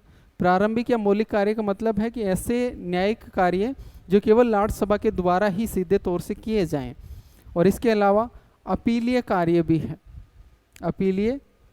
2 तरह के कार्य हैं। अपीलियों को पुनरावेदन भी कहा जाता है। अपीलीय कार्यों को पुनरावेदन कार्य भी कहा जाता है। प्रारंभिक कार्यों की बात करें तो प्रारंभिक कार्य में जो भी पीयर हैं उन पे विद्रोह या धोखेबाजी का मुकदमा चलाना, पीयरों पर विद्रोह व धोखेबाजी का मुकदमा चलाना, तो वो केवल लाड़ सभा में ही चलेगा। तो ये इसका प्रारंभिक अधिकार हो गया। और अपीलीय अधिकार में बस ग्रेट ब्रिटेन की जितने भी मुकदमे हैं, आयरलैंड के जो मुकदमे हैं, उत्तरी आयरलैंड के, ब्रिटेन के उत्तरी आयरलैंड के जो मुकदमे हैं, उनके संबंध में जो अंतिम अपील की जाती है वो लाड़ सभा के पास की जाती है। तो ये न्यायिक कार्य हो गए। न्यायिक कार्य के बाद में जो अगला कार्य है वो विचारात्मक या आलोचनात्मक कार्य है। विचारात्मक या आलोचनात्मक कार्य है। जैसे हमने बात की थी कि लाड़ सभा के जो सदस्य होते हैं ये उच्च कोटि के विद्वान होते हैं, सेना के क्षेत्र में, कला के क्षेत्र में, संस्कृति के क्षेत्र में पारंगत होते हैं, विशेष अनुभव प्राप्त होते हैं, विशेष ज्ञान प्राप्त होते हैं। तो इसलिए लाड़ सभा में कोई भी विधेयक आता है, कोई भी प्रस्ताव आता है, कोई भी विधेयक आता है, कोई भी प्रस्ताव आता है, तो उस पर एक उच्च कोटि का वाद विवाद होता है, उस पर उच्च कोटि का विचार होता है। तो इस तरह लाड़ सभा का जो कार्य है वो विधायी कार्य के बजाय विचारात्मक कार्य ज़्यादा है। विधायी कार्य के बजाय विचारात्मक कार्य है, क्योंकि कोई भी विधेयक आता है तो उस पर राज्यसभा विचार विमर्श करती है, अपना मत देती है। विभिन्न विद्वान जो उसमें हैं उनके अपने अपने मत आते हैं, जिनको लोकसभा जो लोक सदन है वो मानती भी है, लोक सदन उनको मानती भी है। साधारण सिद्धांत तो ये है कि लोक सदन माने या ना माने, लोक सदन के ऊपर निर्भर करता है। लेकिन व्यवहारिक तौर पर हम बात करें तो व्यवहार में लोक सदन लार्ड सभा के निर्णयों को मानती है, लार्ड सभा के सुझावों को मानती है, क्योंकि लार्ड सभा में तो एक तरीके से अपने अपने विषयों में पारंगत व्यक्ति बैठे हुए हैं, तो उनकी बात लार्ड जो लोक सदन है वो स्वतः ही मान लेती है। तो ये लार्ड सभा के कार्य और अधिकार हो गए। यहाँ तक किसी को कोई दिक्कत है तो पूछ सकते हो, बाकी ज़्यादा हार्ड टॉपिक तो नहीं है, ये इजी सा टॉपिक है। फिर भी कोई दिक्कत है, कोई क्यूरी है, पूछ सकते हो। और बाद में भी आप दिक्कत आती है तो चैट का ऑप्शन है ही। इनकी पीडीएफ डाउनलोड हो जाएंगी तो ऐप से डाउनलोड कर लेना सभी, चाहे उसने रिकॉर्डेड कोर्स में है या लाइव कोर्स में है या फिर टेस्ट सीरीज में है या फिर जिसने किसी भी प्रकार का कोर्स परचेज नहीं किया है, उस सब के लिए है पीडीएफ। डाउनलोड कर लेना, प्रिंट करवा लेना। क्लियर है सभी का?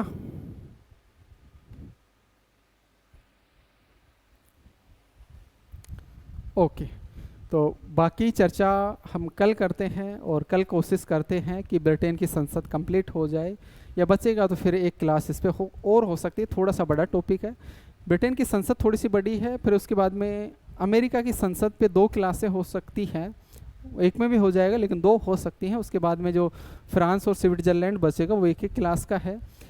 फिर उसके बाद में जो न्यायिक व्यवस्था बचेगी, न्यायिक व्यवस्था भी सारी एक क्लास में होती जाएंगी। राजनीतिक दल भी एक क्लास में होता चला जाएगा। दबाव समूह भी एक क्लास का है। फिर थोड़ा सा 2-3 क्लास का वो लास्ट वाला टॉपिक है, तो ज़्यादा नहीं है, 2 वीक में आपका कंप्लीट हो जाएगा। ठीक है, तो बाकी चर्चा कल करते हैं। अपनी तैयारी अच्छे से करते रहिए। किसी भी प्रकार के सहयोग की आवश्यकता है, मेरे सहयोग की आवश्यकता, तो आप मेरे से बेहिचक वो सहयोग प्राप्त कर सकते हो। और एग्ज़ाम आ गया है तो किसी भी तरह का तनाव दिमाग में नहीं लेना है, अपनी तैयारी को कंटिन्यू रखना है, एक शेड्यूल के अकॉर्डिंग चलना है। शेड्यूल अपना खुद बनाइए। टेस्ट संडे को होगा, संडे को फुल टेस्ट होगा। और हाँ, इसमें एक चीज़ हम कर लेते हैं, इस बार का जो टेस्ट होगा इसमें जो नए टॉपिक जुड़े हैं, इसमें जो कार्यपालिका हमने पिछले वीक में ही पढ़ ली थी, कार्यपालिका, उस कार्यपालिका के टॉपिक रहेंगे, नए नए टॉपिक में रहेगा पूरा टेस्ट पूरे सिलेबस का। लेकिन जो नए टॉपिक में जो भी डालेंगे क्वेश्चन, वो केवल कार्यपालिका के डालेंगे, विधायिका के और न्यायपालिका के, राजनीतिक दल और जो लास्ट वाला टॉपिक है उसको छोड़ के डाल देंगे। तो ये कर लेना आप, ठीक है ना? तो टेस्ट होगा, और नए टॉपिक का जो टेस्ट है वो जैसे ही हमारे नए टॉपिक कंप्लीट होंगे उसके बाद में एक टेस्ट रख लेंगे, उसकी सूचना दे दी जाएगी। उसमें 100-150 जितने भी क्वेश्चन होंगे वो एक टेस्ट रख लेंगे, पूरे जितने भी नए टॉपिक हैं इन पे। आप भी एग्ज़ाम दोगे? मेरा कोई भरोसा नहीं है, क्योंकि मेरी तैयारी होती नहीं है एग्ज़ामों में। मेरे को पॉलिटिकल साइंस ही आती है, उसके अलावा कुछ नहीं आता है। तो देना चले भी जाऊँ ना भी जाऊँ वो अलग बात है। ठीक है, तो आज के लिए इतना ही। सभी को धन्यवाद, मिलते हैं कल।